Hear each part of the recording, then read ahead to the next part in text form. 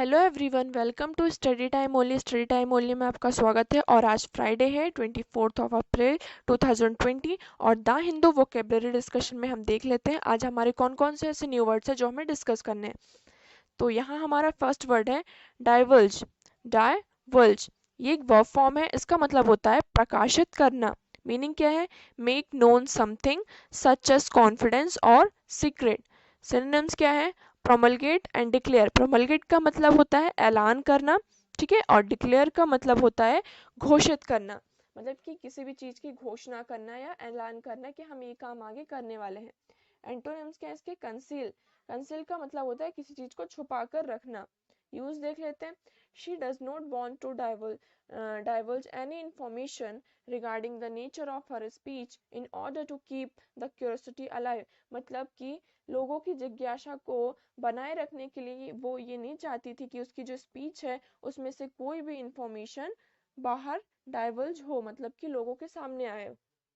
Next word की तरफ move करते हैं। हमारा नेक्स्ट वर्ड है कल्मिनेट। कल्मिनेट ये एक वर्ब फॉर्म है। इसका मतलब होता है पराकाष्ठा पर पहुंचना, मतलब कि किसी पीक पॉइंट पर पहुंचना। मीनिंग देखते हैं। रीच अ क्लाइमैक्स और पॉइंट ऑफ हाईएस्ट डेवलपमेंट। मतलब कि एकदम हम फॉर एग्जांपल हम किसी चीज़ की प्रिपरेशन कर रहे हैं, हम किसी कंपनी में हैं, तो हमने इतनी मेहनत की कि हम उस पीक पॉइंट पर पहुंच गए, मतलब हमने कंपनी को अपने नाम पे कर लिया। Just example. तो हम क्या हो गए? हम उस कंपनी के एक पीक पॉइंट पर पहुंच गए। जो हमें चाहिए थी वो चीज़ हम उस चीज़ पर पहुंच गए, हमें वो चीज़ मिल गई। सिनोनिम्स क्या है इसके? Peak, climax. पीक का मतलब होता है एकदम हाईएस्ट पॉइंट और क्लाइमेक्स का मतलब होता है चरमोत्कर्ष, मतलब कि मोस्ट इंटेंस पॉइंट जो है उस पॉइंट पर हम पहुंच गए हैं। एंटोनिम्स क्या है इसके? Start, begin. स्टार्ट का मतलब होगा कि वो चीज़ हमने अभी नई नई स्टार्ट की है और बिगिन की है, हम अभी बिगनर है उस चीज़ के लिए। यूज क्या है इसका? At the end of the night the concert will culminate in a huge fireworks display. मतलब कि रात के खत्म होते होते जो कंसर्ट था वो अपनी पराकाष्ठा पर पहुंच गया था। नेक्स्ट वर्ड की तरफ मूव करते हैं। हमारा नेक्स्ट वर्ड है एक्सोटेरिक। एक्सोटेरिक ये एक एडजेक्टिव वर्ड है। इसका मतलब होता है बाहरी, ठीक है। मीनिंग क्या है? Suitable to be imparted to the public. मतलब कि कोई पर्सन किसी बाहर के एरिया से आया है और दूसरे एरिया में वो क्या कर रहा है, वहां पे सेटल होने की कोशिश कर रहा है। मतलब कि तो उस एरिया के लिए वो कैसा होगा पर्सन? वो इम्पार्टेड पर्सन है, बाहरी पर्सन है, एक्सोटेरिक है। सिनोनिम्स क्या है इसके? Beyond, outmost. मतलब कि कोई चीज बाहर से आई हो उसको कहते हैं बियॉन्ड और आउटमोस्ट। एंटोनिम्स क्या हो गए? मिडिल और इनर। फॉर एग्जाम्पल एक सिटी है, इसमें एक पर्सन न्यू आया, फॉर एग्जाम्पल ये एमपी है, यहाँ पे केरल से कोई आया, तो वो क्या हो गया? एक्सोटेरिक हो गया। बट जो पर्सन एमपी में रह रहे हैं तो वो कौन है? उसी स्टेट के रहने वाले हैं, तो वो क्या हो गए? वो मिडिल और इनर पर्सन हो गए। यूज देख लेते हैं। I just read one exoteric modern novel in my high school. मतलब कि मैंने हाई स्कूल में सिर्फ एक एक्सोटेरिक मॉडर्न नोवेल को पढ़ा था। अभी जो हमने 3 वर्ड्स डिस्कस किए हैं उनके सेंटेंस आपको मेक करके कमेंट सेक्शन में हमें बताना है। नेक्स्ट वर्ड की तरफ मूव करते हैं। हमारा नेक्स्ट वर्ड है पिक्वेंट। पिक्वेंट ये एक एडजेक्टिव वर्ड है। इसका मतलब होता है सरस। मीनिंग देख लेते हैं। Having a pleasantly sharp taste और एपेटाइजिंग फ्लेवर, प्लीजेंटली स्टिमुलेटिंग और एक्साइटिंग टू द माइंड। मतलब कि ऐसी कोई चीज़ जो कि उसका टेस्ट जो है बहुत ज़्यादा शार्प हो, बहुत ही ज़्यादा अपन को अच्छा लगे, ठीक है, उसका फ्लेवर बहुत ही अच्छा हो, जो हमारे माइंड को एकदम क्या कर दे? एक्साइटिंग कर दे उस चीज़ के लिए। सिनोनिम्स क्या है? पॉइग्नेंट, इंट्रिगिंग और इंटरेस्टिंग। पॉइग्नेंट का मतलब क्या होता है? मार्मिक। मतलब कि कोई भी चीज़ है उसका जो किसी भी चीज़ का सेंस है। फॉर एग्जांपल परफ्यूम लेते हैं तो कुछ परफ्यूम ऐसे होते हैं जो उनका जो स्मेल, उनकी जो स्मेल होती है वो बहुत ही ज़्यादा अच्छी लगती है हमें, तो हम कह सकते हैं पॉइग्नेंट। और इंट्रिगिंग का मतलब होता है दिलचस्प, पेचीदा। मतलब कि उस चीज़ को जानने के लिए हम बहुत ही ज़्यादा जिज्ञासु हों, एकदम बहुत ही ज़्यादा हमें कीन डिजायर हो उस चीज को जानने के लिए, तो वो हो गई इंट्रिगिंग। और इंटरेस्टिंग का मतलब होता है दिलचस्प। एंटोनिम्स क्या है इसके? ब्लैंड, इंसिपिड और डल। ब्लैंड का मतलब खाली हो गया और इंसिपिड का मतलब होता है फीका और डल का मतलब सुस्त। इंसिपिड का मतलब हो गया लेकिंग फ्लेवर, मतलब कि फॉर एग्जांपल हम सब्जी है, ठीक है, उसमें नमक कम है, तो उसका जो टेस्ट है वो कैसा आएगा, थोड़ा फीका आएगा, उसका फ्लेवर मतलब जो चीज़ उसमें होनी चाहिए उसका वो चीज़ कम है, तो उसको कैसे हो गई वो, मतलब कि उसका जो टेस्ट है वो फीका हो गया, तो वो हो गई चीज़ क्या, इंसिपिड। और डल मतलब होता है सुस्त। यूज देख लेते हैं। Goblet's restaurant has a secret piquant sauce that makes the dish scrumptious, मतलब कि ये रेस्टोरेंट है, इसके पास वो एक ऐसा अपने डिश में ऐसा सॉस का यूज करती है जो उनकी इनकी डिश को बहुत ही अच्छा बनाती है। नेक्स्ट वर्ड की तरफ मूव करते हैं। हमारा नेक्स्ट वर्ड है कारकस। कारकस ये एक नाउन वर्ड है, इसका मतलब होता है शव। मीनिंग देख लेते हैं। The dead body of an animal, किसी भी एनिमल की डेड बॉडी। सिनोनिम्स क्या है इसके, कॉर्पस, कैडेवर, रिलैक्स। कॉर्पस का मतलब होता है लाश, मतलब डेड बॉडी, और कैडावर का मतलब भी शव होता है, और रेलेक्स का मतलब होता है अवशेष, मतलब कि कोई अगर एनिमल की डेथ हो गई है, फॉर एग्जांपल वो कुछ दिनों तक पड़ा हुआ है, तो उसके जब बोन्स वगैरह, उसके जो मसल्स वगैरह, इन सब का डिपोजिशन हो जाता है, बट बोन्स बच जाती हैं, तो बोन्स क्या हो गए, उसके रेलिक्स हो गए, वो उसके क्या हो गए, अवशेष हो गए। एंटोनिम्स देख लेते हैं। Revival, alive, resurrection. रिवाइवल का मतलब होता है कि आप जिंदा हैं, किसी भी चीज का, किसी भी चीज में इम्प्रूवमेंट आना, तो कह सकते हैं कि रिवाइवल। और अलाइव मतलब जिंदा, और रेजोरेक्शन का मतलब होता है कि किसी चीज का फिर से वापस आना, ठीक है। यूज क्या देख लेते हैं इसका। There were a couple of dead animal carcasses on the ground as well, मतलब कि एक ग्राउंड था, उसमें दो एनिमल्स थे, तो वो दोनों क्या थे, कपल्स थे, उनकी डेड बॉडी पड़ी हुई थी। नेक्स्ट वर्ड की तरफ मूव करते हैं। हमारा नेक्स्ट वर्ड है प्यूरिटेक्निकल। प्यूरिटेक्निकल ये एक एडजेक्टिव वर्ड है, इसका मतलब होता है सख्त। मीनिंग देख लेते हैं। हैविंग और डिस्प्लेइंग अ वेरी स्ट्रिक्ट और censorious moral attitude towards self-indulgence, ठीक है। सिनोनिम्स क्या है इसका। प्रूडिश, प्यूरिटम, प्योरिटिन एंड प्रिंट। प्रूडिश का मतलब होता है पाखंडी, और प्योरिटिन का मतलब होता है नैतिकतावादी, और प्रेम का मतलब होता है रश्मि।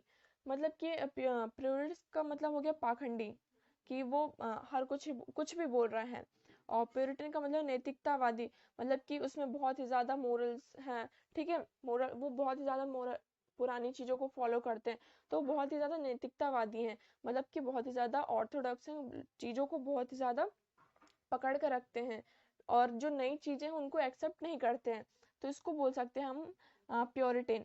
और प्रेम का मतलब होता है रश्मि व्यक्ति, मतलब कि वो पर्सन जो कि हमेशा नई चीजें अगर हम उनको दिखाएं तो वो उस चीज को एक्सेप्ट नहीं करते हैं, उसमें हमेशा वो अपना डिसअप्रूवल शो करते हैं।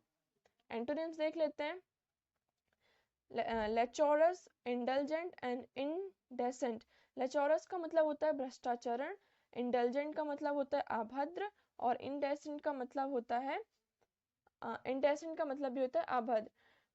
लेचोरस का मतलब होता है कि मतलब कि किसी भी चीज को लेकर बहुत ही ज्यादा मतलब ऑफेंसिव, मतलब एक्सरसाइज होती है ना, जैसे सेक्सुअल डिजायर, इन सब को लेकर बहुत ही ज्यादा आप उस आपको डिजायर है, तो लेचोरस का मतलब यही होता है कि भ्रष्टाचार, मतलब कि ऐसा काम जो कि हमारी मॉरल वैल्यू को क्या करे, डाउन करे, ठीक है। और इंडल्जेंट का मतलब होता है कि किसी भी चीज में बहुत ही ज्यादा घुस जाना, कोई किसी नेगेटिव चीज में। और इनडेसेंट का मतलब होता है अभद्र, मतलब कि जनरली वो चीज हमारे स्टैंडर्ड में एक्सेप्टेड ना हो।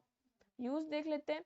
My parents are extremely puritanical and will not allow me to party, मतलब कि जो मेरे पेरेंट्स हैं वो बहुत ही ज़्यादा सख्त हैं और वो मुझे पार्टी के लिए अलाउ नहीं करेंगे। नेक्स्ट वर्ड की तरफ मूव करते हैं। हमारा नेक्स्ट वर्ड है बैक स्टॉप। ये एक नाउन वर्ड है, इसका मतलब होता है पूर्वाधान, मतलब कि जो चीज़ पहले से ही डिसाइडेड हो। मीनिंग देख लेते हैं। एन इमरजेंसी प्रिकॉशंस और लास्ट रिजॉर्ट, मतलब कि वो चीज़ें जैसे इमरजेंसी प्रिकॉशंस, जैसे कोई इमरजेंसी आ जाए उसके लिए हम क्या करते हैं, पहले से तैयारी करके रखते हैं कि अगर कभी कुछ हो जाए तो हम उसके लिए रेडी रहें।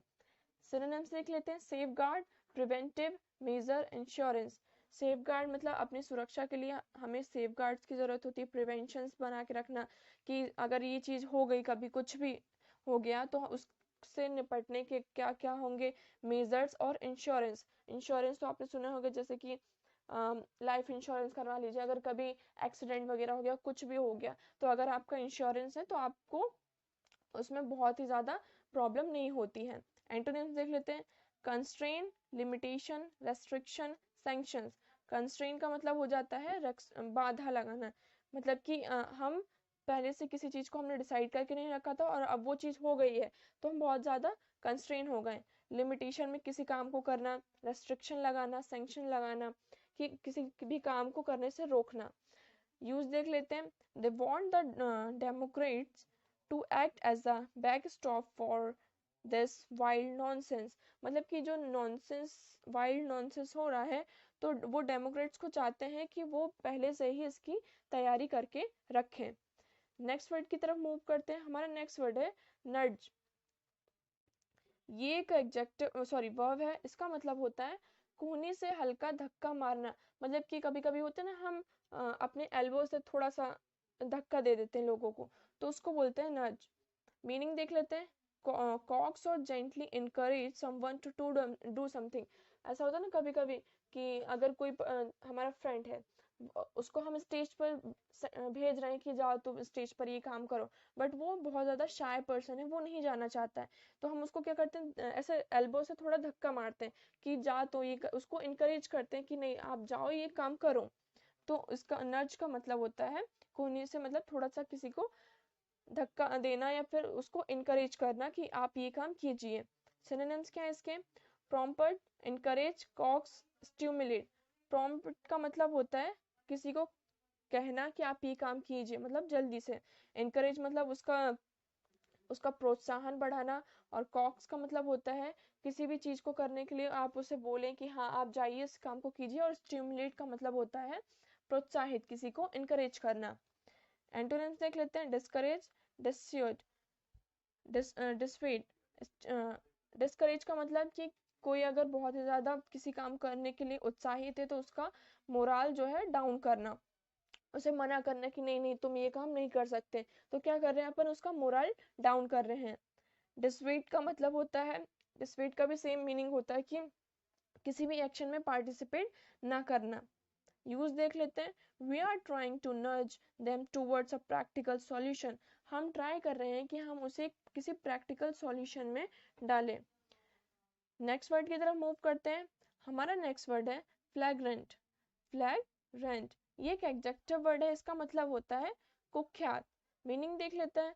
Of an action considered wrong और इमोरल, कॉन्स्पिरसली और ऑब्वियसली ऑफेंसिव, मतलब कि ऐसी चीजें जो कि ऑफेंसिव लगे, मतलब हमारे मोरल को वो, हमारे स्टैंडर्ड को, हमारी चीजों को वो सूट ना करे।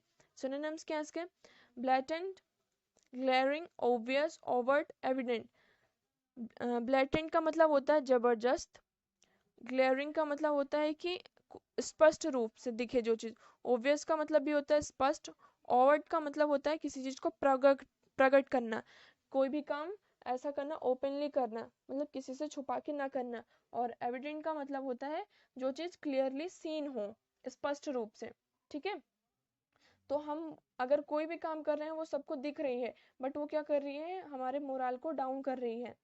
ठीक है, वो चीज ऑफेंसिव है, तो वो चीज ऑफेंसिव है। ठीक है, तो वो अच्छी नहीं है, हमें बदनाम कर रही है। तो एविडेंट का मतलब क्या हुआ? स्पष्ट, मतलब जो चीज क्लियरली सीन हो। ओवर्ट का मतलब होता है कि हमने ऐसा काम किया है, हमने कोई भी काम छुपा कर नहीं किया है, जो भी किया है सबके सामने किया है। ऑब्वियस मतलब कि सबके सामने है।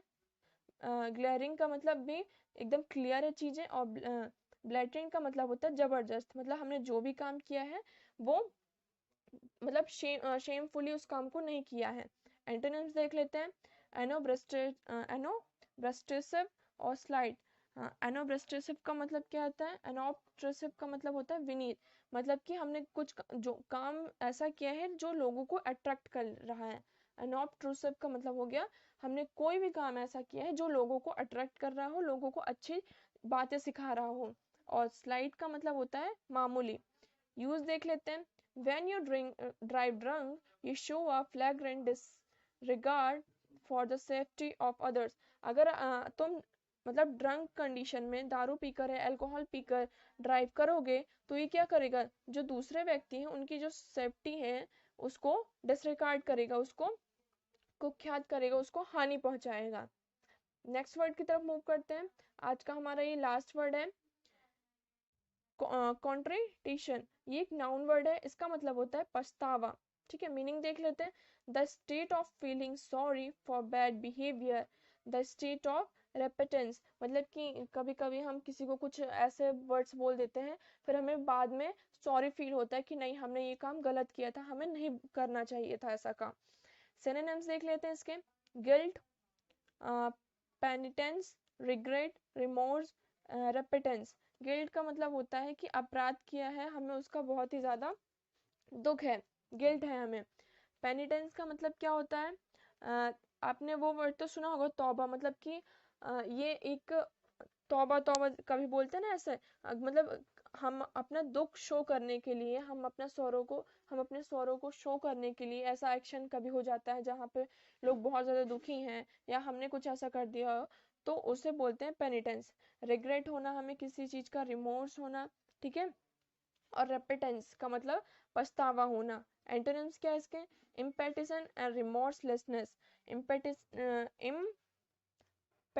इम्पेनिटेंस का मतलब हो जाता है कि हमें किसी भी चीज का पछतावा नहीं है, और रिमोर्सलेसनेस का मतलब होता है बेरहम। यूज देख लेते हैं। The diffident pled guilty to the crime and expressed heartfelt contradiction for the things he had done, मतलब कि जो पर्सन था, डिफिडेंट था, उसने ये किया, उसने अपने अपने आप को गिल्टी मान लिया, उसने जो क्राइम किया था उसके लिए, और उसने बहुत ज्यादा पछतावा, मतलब दिल से अपना पछतावा, मतलब रिग्रेट को शो किया कि उसने जो काम किया था वो गलत था। तो ये थे हमारे आज के वर्ड्स, और कमेंट सेक्शन में आज आप हमने जितने भी वर्ड्स डिस्कस किए हैं इनके सेंटेंस मेक करके हमें बताने हैं। और वीडियो को शेयर करना है, लाइक करना है, और अगर कोई भी क्वेरी हो तो आप कमेंट सेक्शन में हमसे पूछ सकते हैं। Thank you very much for the discussion.